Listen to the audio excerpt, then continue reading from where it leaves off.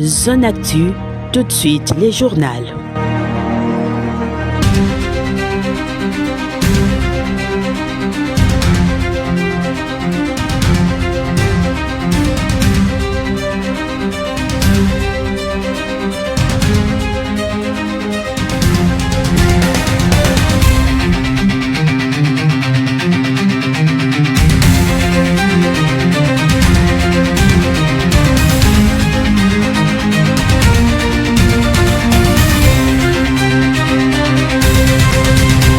Au sommaire de cette édition d'information, une délégation de la firme chinoise a échangé avec la première ministre Judith Suminwa. La République démocratique du Congo attend améliorer son climat des affaires dans le but d'attirer les investisseurs à venir investir en République démocratique du Congo. Un atelier national a été ouvert par le ministre de l'Intérieur, Jacques Chabani, dans l'objectif consacré la restauration de l'autorité de l'État dans la partie est de la RDC. Plusieurs familles ont regagné la localité de Nyamamba dans le territoire de Djigou, dans la province de l'Ituri. Ces retours fait suite aux vastes opérations de ratissage lancées contre les rebelles de CRP de Thomas Lubanga. Mesdames et messieurs, bienvenue dans ce journal. La première ministre Judith Suminwa Tuluka a reçu en audience une délégation de la firme chinoise Liongong, l'un des plus grands fabricants mondiaux d'équipements de construction. La délégation a été conduite par John Banza, ministre des Infrastructures et Travaux publics, accompagné du vice-président de Liongong. Les échanges ont porté sur les modalités pratiques de l'installation de cette entreprise en République démocratique du Congo. Cette rencontre s'inscrit dans la dynamique impulsée par les gouvernements Suminwa sous la direction du chef de l'État, Félix-Antoine Tshisekedi, visant à améliorer le climat des affaires et à attirer des investisseurs étrangers structurants. Le ministre des Infrastructures et Travaux publics est revenu sur la genèse de ce partenariat prometteur. Il vous souviendra qu'au mois de novembre, nous étions en Chine pour échanger avec certains partenaires clés dans les secteurs. Et nous avons échangé avec Liongong, qui est le leader mondial dans la construction et la production des équipements lourds dans le domaine du génie civil et de la construction. Et aujourd'hui, c'est un honneur parce que ce leader mondial, il est vraiment massif et pragmatique. Quelques semaines après, donc un mois après, ils avaient promis qu'en janvier, ils viendront ici pour voir les modalités pratiques pour leur installation, pas seulement que nous passions par des achats des équipements, mais qu'ils viennent s'installer ici et assurer le transfert de connaissances et transfert des technologies. L'arrivée de Liongong en République démocratique du Congo représente un levier majeur pour la création d'emplois. Priorité centrale du gouvernement Suminwa, l'installation d'unités de vente, d'assemblage, de maintenance et à terme des productions locales devrait générer des milliers d'emplois directs et indirects, tout en renforçant les compétences nationales dans un secteur stratégique pour le développement des infrastructures. Son partenariat avec le gouvernement congolais s'aligne avec le deuxième pilier du programme d'action de l'exécutif congolais qui prône un climat d'affaires sain et attractif, mais aussi les renforcements des partenariats internationaux. Le gouvernement maintient sa volonté de faire passer la République démocratique du Congo d'un pays pourvoyeur des ressources à un pays producteur en s'appuyant sur le partenariat industriel solide, créateur de valeurs d'emploi et des savoir-faire locaux. La pose de la première pierre pour la construction du centre des infrastructures Félix-Antoine Tshisekedi Tshilombo a été effectuée par la première ministre Judith Suminwa le jeudi 22 janvier 2026 à Kinshasa.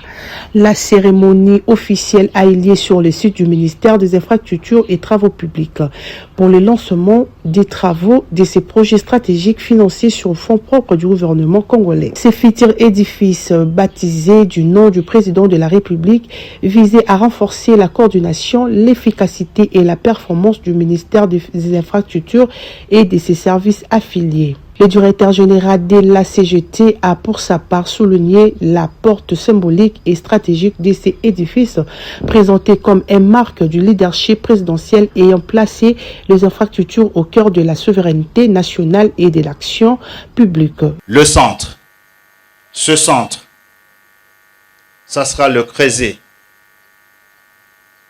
Au plus tard 2 ans, ici, sera conçu les grands projets qui vont matérialiser la vision précieuse et salutaire du président de la République.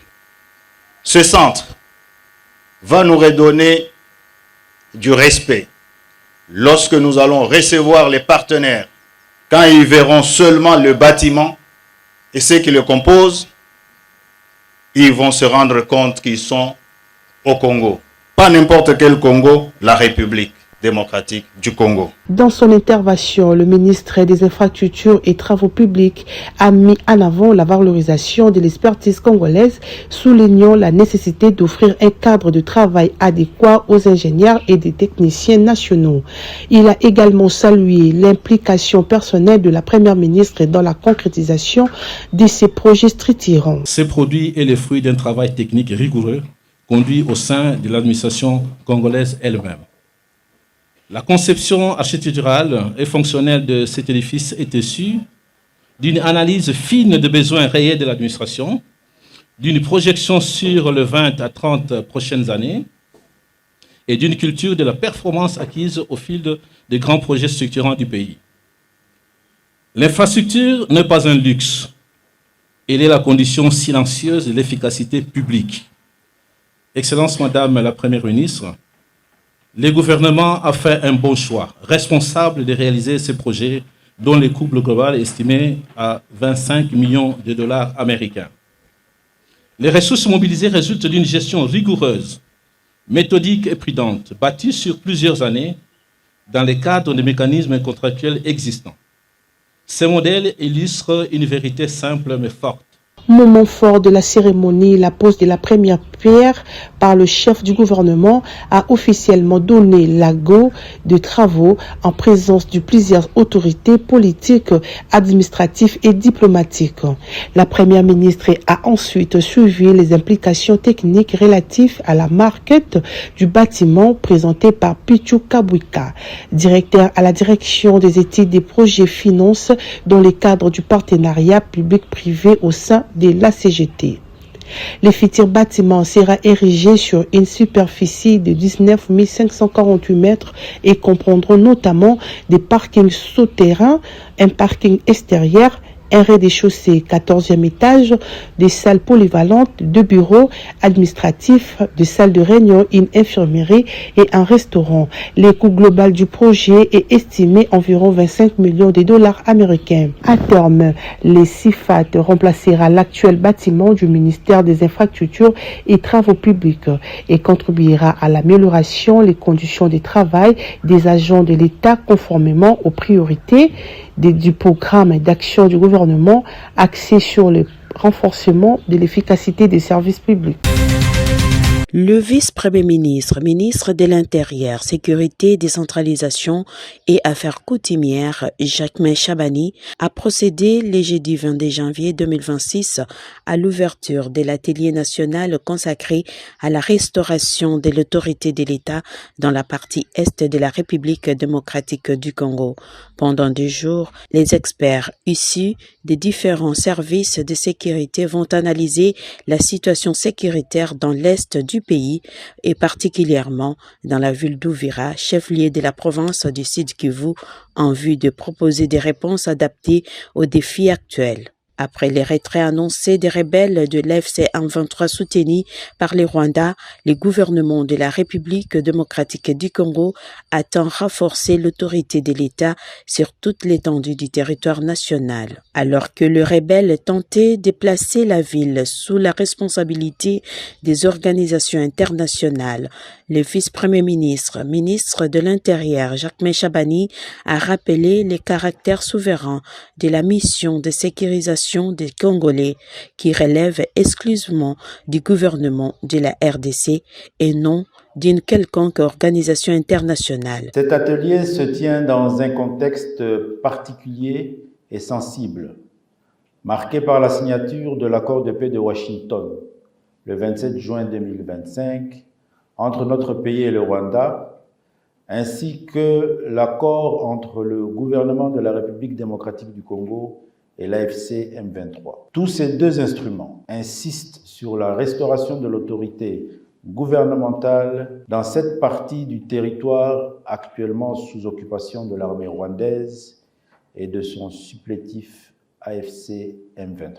Récemment, les troupes d'occupation, après s'être engagées à se retirer conformément à l'accord de paix de Washington, a adressé une correspondance au secrétaire général des Nations Unies, sollicitant que les Nations Unies prennent en charge la gestion de la ville d'Ouvira. Pour finir, ce mouvement s'est retiré de la ville il y a de cela 3 jours maintenant. Je tiens à être clair et sans équivoque. Aucune organisation internationale ne peut se substituer à l'État congolais dans l'administration de ses villes, de ses provinces et de son territoire. Les villes appartiennent aux provinces. Les provinces constituent l'État et l'État congolais est souverain, un et indivisible.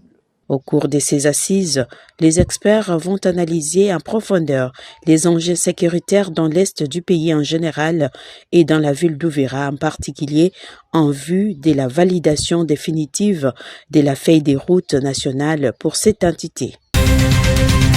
En prélude à l'organisation de la 13e session de la conférence des gouverneurs de province prévue dans les provinces d'Ikwilu, les gouvernements central intensifient le suivi des préparatifs infrastructurels, notamment les travaux aéroportuaires et des voiries. Sous l'impulsion de la première ministre Judith Suminwa, une séance de travail a été tenue le mercredi 21 janvier 2026 à Kinshasa, concentrée à l'évaluation de l'état d'avancement des infrastructures devant les accueils cette grande rencontre nationale itinérance du chef de l'État Félix Antoine Tshisekedi. Convoquée par ordonnance présidentielle du 8 novembre 2025, la 13e conférence des gouverneurs axée sur le thème « Transformation du secteur agricole, pastoral et halieutique, développement rural et connexion au marché urbain » a été reportée à une date ultérieure par le chef de l'État. Cependant, sur le terrain, les préparatifs se poursuivent. À la réunion technique, à la prémature, les échanges ont porté principalement sur la réhabilitation des aéroports des Bandundu-Ville et des Kikwit.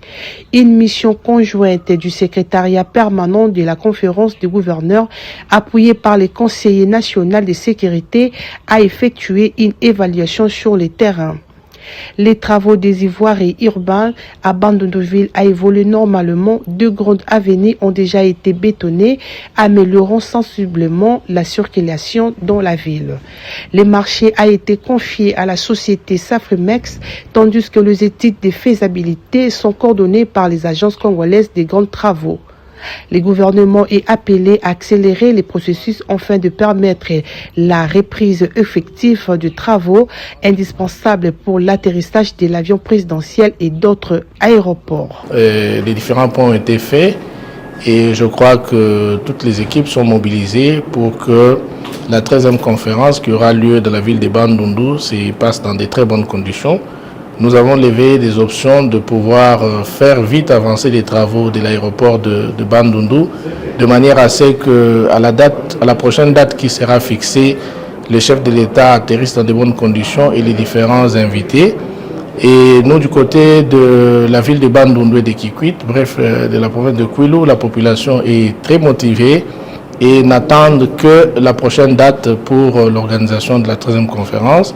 Et dans l'entretemps, nous mobilisons la population à réserver un accueil chaleureux au président de la République, mais également à toute l'équipe qui va accompagner les chefs de l'État. La mission a également procédé à l'identification de maisons des particulières et des hôtels devant accueillir les conférences afin de garantir un hébergement acceptable lors de l'événement.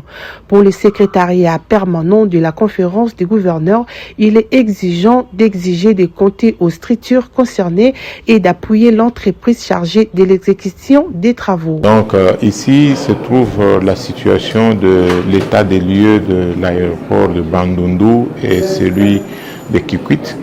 Nous avons examiné à l'issue de la mission que nous avons effectuée sur terrain que les travaux de réhabilitation de cet aéroport de Bandundu n'avançaient pas et qu'il était important de pouvoir demander le compte aux entreprises publiques chargées de pouvoir effectuer ces travaux.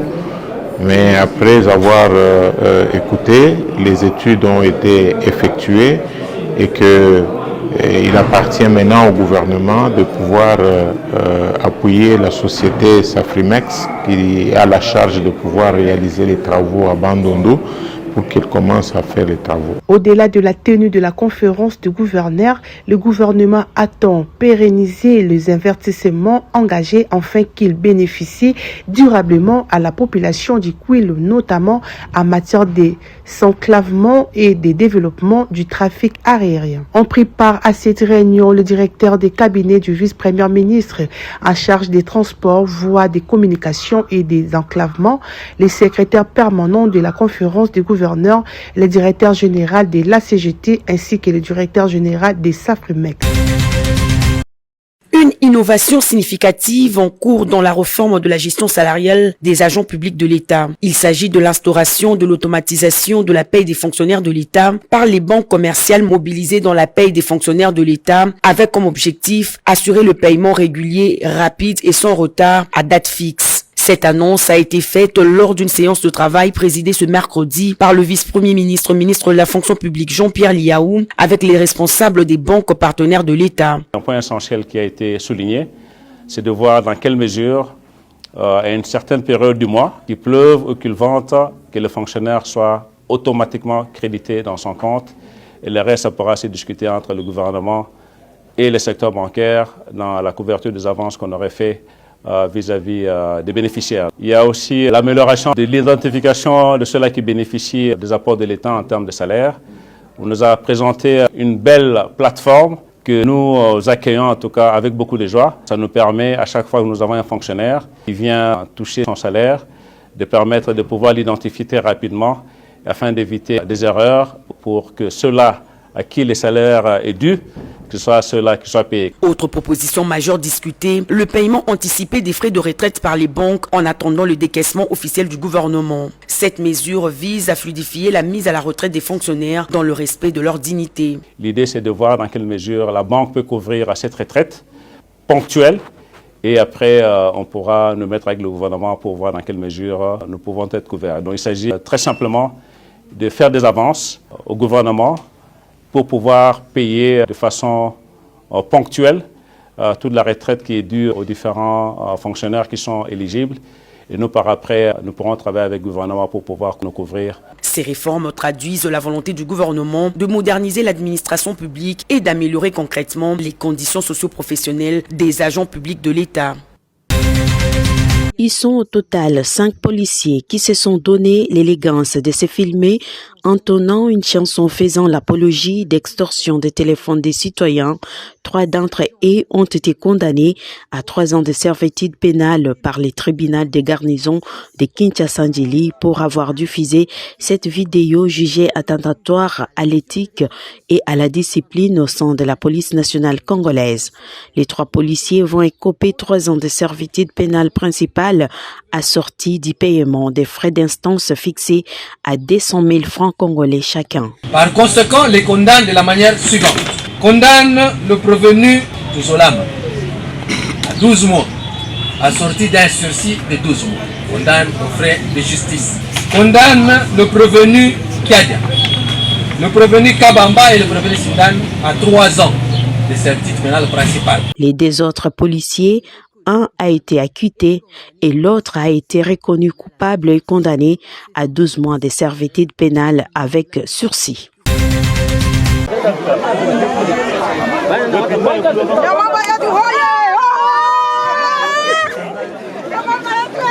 Sourire aux lèvres, bagage en main, la population regagne Nyamamba, son entité. Un retour rendu possible par les forces armées de la République démocratique du Congo sous le commandement du lieutenant-général Lubaka Chamadjoni qui ont mis en déroute la milice CRP de Thomas Lubanga.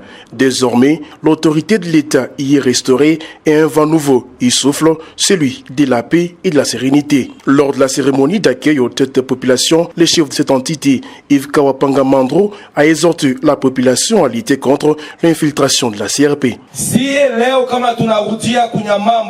Si nous sommes aujourd'hui de retour à Nyamamba, disons merci au président Félix Tshisekedi, merci au gouverneur militaire Johnny Luboya. Vous êtes aujourd'hui de retour à Nyamamba. Nous ne voulons pas des infiltrations. La personne qui ouvrira la porte à la CRP, même le diable, ne pourra pas les pardonner.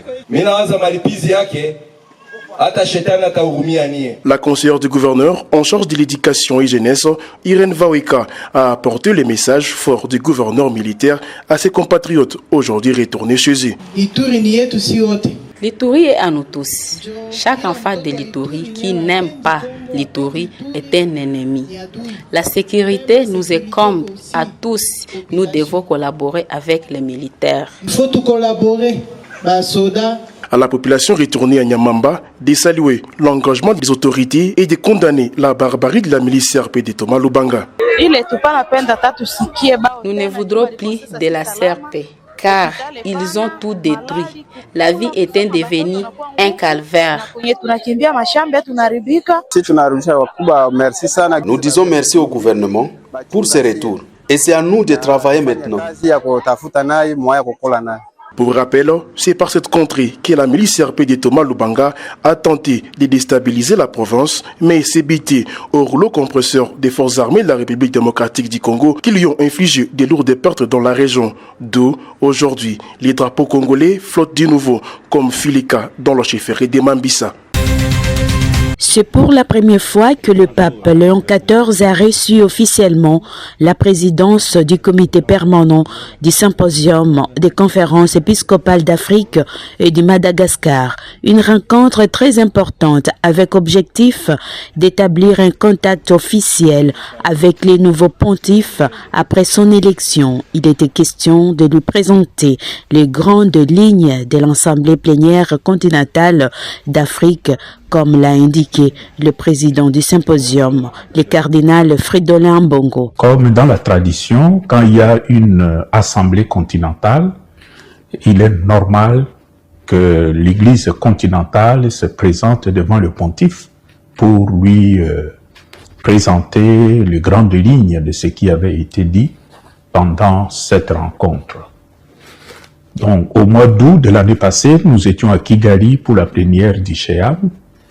Et c'était une rencontre qui intervenait quelques mois seulement après l'élection du nouveau pontife. Nous n'avions pas eu l'occasion de venir directement, mais cette assemblée avait comme thème le Christ, source d'espérance, de réconciliation et de paix. Vous connaissez la situation de l'Afrique, vous connaissez la situation de la sous-région du Grand Lac, et particulièrement du Congo. Et ces thèmes nous avaient vraiment aidé à analyser de façon approfondie notre mission en tant que pasteur dans un continent dominé, caractérisé par des crises. Après cette rencontre, le pape Léon XIV a fait savoir de son intention de visiter très prochainement l'Afrique, mais cela partira de l'Algérie, le Cameroun, l'Angola et la Guinée équatoriale. Il s'est ouvert ce lundi 19 janvier 2026 au Centre catholique Caritas de Kinshasa une session de formation de formateurs des grands séminaires. Les recteurs des grands ou petits séminaires et des propédétiques sont venus des 6 provinces ecclésiastiques regroupant les 48 diocèses de la RDC. Ils sont même des Goma et autres régions de guerre. La session porte sur les thèmes formés pour marcher ensemble dans l'Église, la synodalité dans la formation de futurs prêtres. Une dizaine de conférences ont été proposées en ouverture d'échanges en groupe. Les nonces apostoliques à cette occasion félicité l'Église de la République démocratique du Congo pour cette formation comme une initiative louable et importante. Il a insisté sur l'essence de la synodalité comme marche avec et pas une marche à côté des autres. Et pour sa part, Monseigneur Richard Kazadi, évêque de Kolwezi, président de la commission épiscopale pour les séminaires et clergés, a remercié les formateurs qui exercent une tâche noble et délicate au prix d'énormes sacrifices.